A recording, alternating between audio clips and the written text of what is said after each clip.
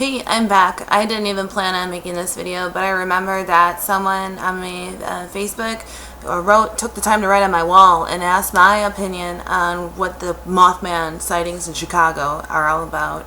And here's the deal. If you've been reading about the paranormal world, phenomenon, UFOs, all of anything and everything paranormal related, you begin to see patterns. And there was a brilliant man, John Keel, who was a UFO investigator, who was a man whose mind was used by U.S. military intelligence, and just because of the nature of his research was perfect, just the best of the best for his day and age at the time on these matters.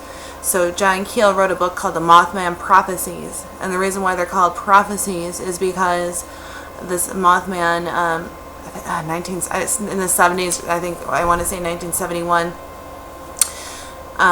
There's so much to say, it's hard to categorize it in my mind and how I'm going to present it to you guys. But so what happened was many people over a long period of time were saying the same thing. Credible, varied sources were saying that they were seeing a man with wings and buggy eyes, and there was UFO sightings that were associated with it. Now, does the U.S. military capitalize on real supernatural things that are occurring to make their own mimic version of it, to run their own experiments, like they declassified MK Ultra to see how easily people are manipulated? Yes, they do. These are declassified things. This is because the shadow government that does this kind of MK Ultra, who does drop goopy substances from the skies, all of this is declassified to test viruses and stuff like that, are the very same people who are in the government that are involved with the occult. It's just is, okay? If you don't believe me, look up Jack Parsons, okay, and the occult. And I have a video about that. So there's that. There's the government who makes robots that looks like a Mothman, yes. But the reason why it was called prophecies is because when these people saw this creature, many more weird phenomenon would happen. Now this crosses over into the spirit realm, where people do not like to, researchers, you're not going to find many researchers like me. And this is why I'm not on TV right now, and this is why I'm not that popular, is because I'm telling you something that these researchers don't want to admit to or follow up with. And the fact is this, that you can have a physical manifestation of something, it can be flesh and bone, but then it can go and defy that whole paradigm of flesh and flesh and become a spiritual entity and have control and have powers that are beyond your normal comprehension. Doesn't mean it doesn't exist, folks. It exists. Just like when you change the channel on a radio, all those other channels don't magically just cease to exist because you're not tuning into it. So is tuning into reality frequencies, okay? There's all infinite number of light spectrums, right? We only see a very small portion of light, okay? Just because you can't see them. I wrote a blog entry called about a man named Santilli, a scientist who developed to invent a telescope that can see entities that exist in a sphere of reality we cannot see because we're not equipped to see these bands of light, okay? Doesn't mean it doesn't exist. Now this is a simple thing, right? But what was happening to John Keel, this most brilliant man, was that while he was investigating it, as a true journalist, right, to him he's a UFO, right? But later in his books he just goes on to say that it's not ufology, it's demonology, because these things do things that are, again, like I just went on about. So he would be in hotel rooms, his phone would ring, he'd be checked in under a pseudonym in the 70s, no Google, nothing, you can't trace people so easy. His phone would ring and a creature's voice would come on the line and tell him things that nobody else would know. And he would go to he would go to Virginia. He would warn John Keel of things in the future. John would go there. There were reports of men on their hands and knees sniffing this is why they call it prophecy, because that Mothman was seen. It was right before a bridge collapsed on Christmas time. It was like 3 days before Christmas when the bridge was loaded with people, and it was horrible. The river was floating with presents. People were having dreams about the river full of Christmas packages, and that's exactly what happened. Women and children and men, families together wanting to celebrate the holidays and Christmas time, perished in the icy, cold, horrible waters. And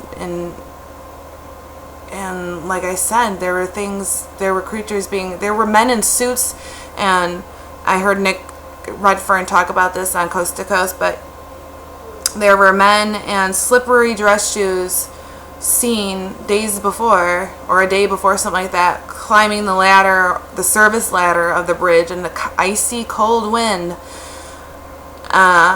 And then people were seen sniffing around where the accidents happened. The bridge actually buckled and collapsed. So, okay, fast forward to now.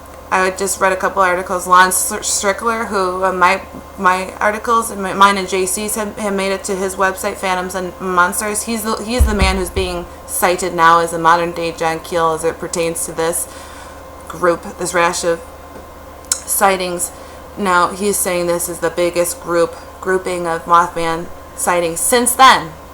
All right. So as a rational human being, how are we gonna assemble these facts? Well, okay, last time it happened, if there's a pattern developing, even if the government is using it or somebody is dressing up a man as a hoax, based on the frequency of observations and interactions with this creature by all the different kinds of people, they have pseudonyms. They don't want to go on the record. They just want to make the report, and kind of fade away.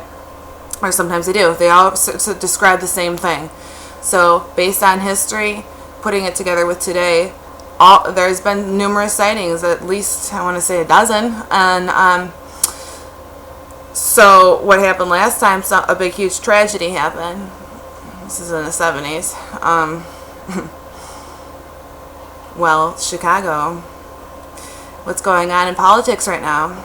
Trump is ceasing funding to a sanctuary city because Rahm Emanuel. I live an hour away from Chicago. Chicago is where the Irish side of my family has run its businesses. My grandpa used to teach ballroom dance lessons out of the Aragon. He used to co-own or had some partnership with the Billy Goat Tavern.